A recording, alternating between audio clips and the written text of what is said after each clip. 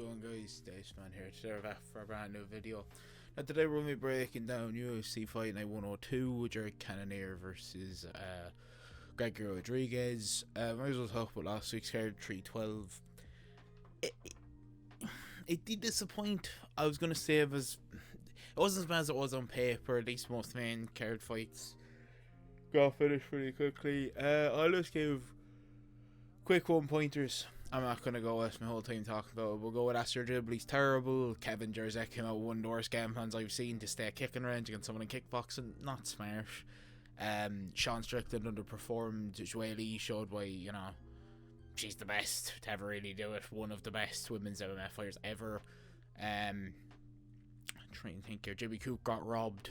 And other than that, we didn't have a great week.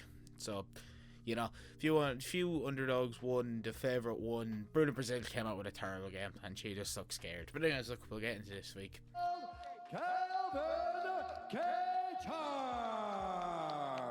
Calvin Cater. I just think this hits a very like Rob Font a few years ago, where basically like last year I think it was, he was 4-1 to fight Kyler Phillips, and Rob Font schooled him.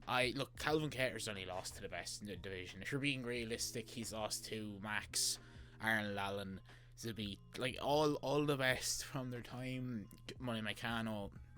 These aren't bad losses to have. They're all higher rated than him. If not, he's lost to all fought for belts. So I'll be 100% fair here. I think Zilal hasn't really finished anyone that's really up to the class of Calvin Cater. Now, Calvin Cater has shown his last few fights that knee injury might have taken a bit of a toll. I still think he has better grappling. I think he has more solid grappling. I think he has the better boxing range. He can keep it more at striking range.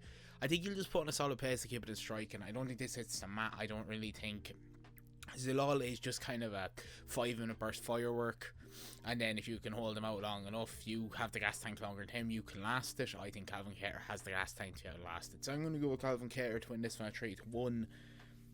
I just think he puts in a solid 15 minutes and wins it. If this was a co-main or main event, maybe different, but I'm going to go with these, locks it up in 3 rounds. Right, so we get down to the favourites. I'm going to be honest, I don't actually have anything to do with the main card or the main event here. Cannonier is best in finishing his last 2 fights. One stoppage, okay, and then the second one just wasn't giving him a stiff board. But I'm going to be honest, I don't think there's any real point of looking at the main event. Maybe Rodrigues to finish it, maybe under 3.5 or something along those lines, but I don't really see it. I just don't really see the point. So we'll move on to the favourites. So obviously we're starting with Angela Hill. She's fighting Catalina Sosa. I just think Angela Hill is just a better fighter between the two of them. I think she's kind of the top 15 gatekeeper, as she always has been, and I think she's a hard woman to kind of get past. If you go for a straight boxing fight, she will win that sort of type of fight, and if you try to get dirty, I think Angela Hill's one of the more experienced women. I think she takes it. Then we have Jacqueline Kurlavitania, something along those lines. We're just going to call her Nicola. Nicola over here is 2-11. It's just a starter fight. It's women's starter fights on this, I think, a 5-fight winning streak. I don't really see her dropping anything, so yeah, I'll go with her to win that one pretty comfortably. Edmund Shabazian at 3-10. I think this is a strange fight by the UFC. I find it interesting that Edmund Shabazian's still in the promotion, but then I find it even more weird that they're giving him matchups like these.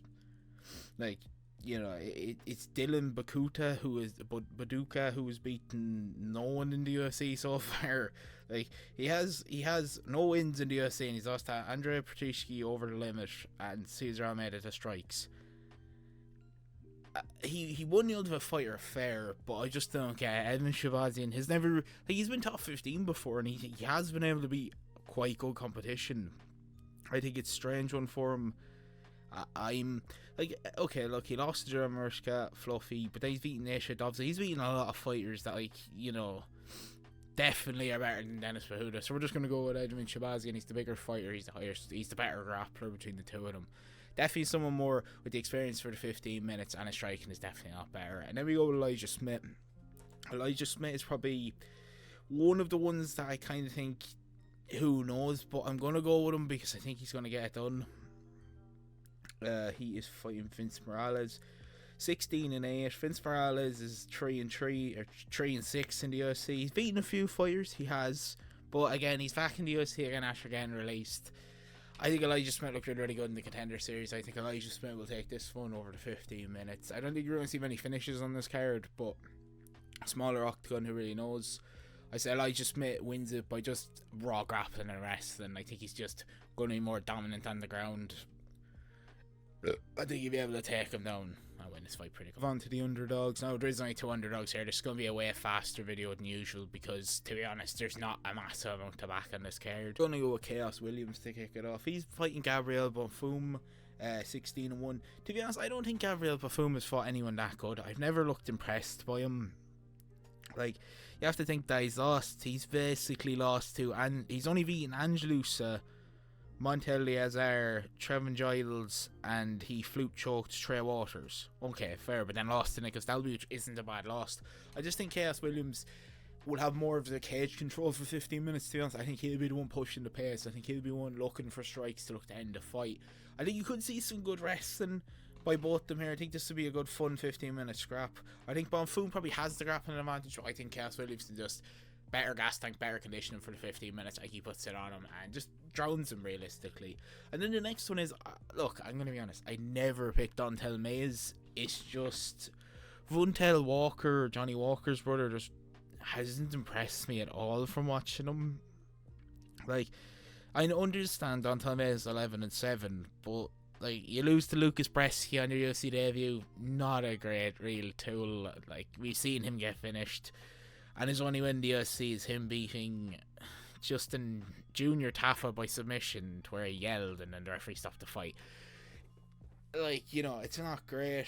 Dontel Mays again trains with John Jones.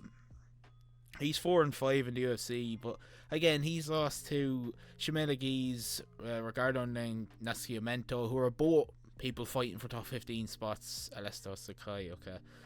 But again, he's been able to take out Josh Parisian, Hammer Al Wahami. He's been able to beat quite a few. Andre Arlovsky, Chimchedo.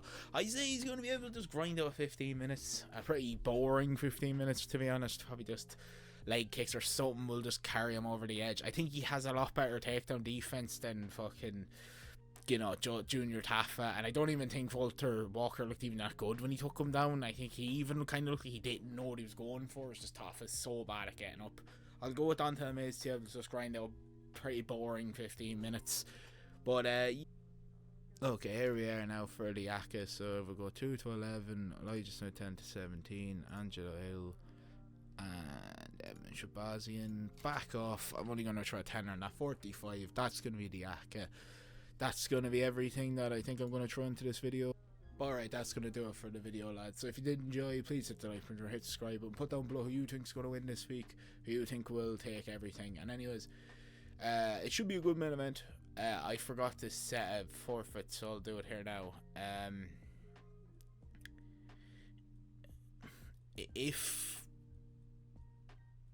If Calvin Kerr loses this week, I'll drink a full litre of lemon juice on the next episode. But anyways, if you did enjoy the video, please hit the like button, hit the subscribe button, and I'll see you in the next one. Peace.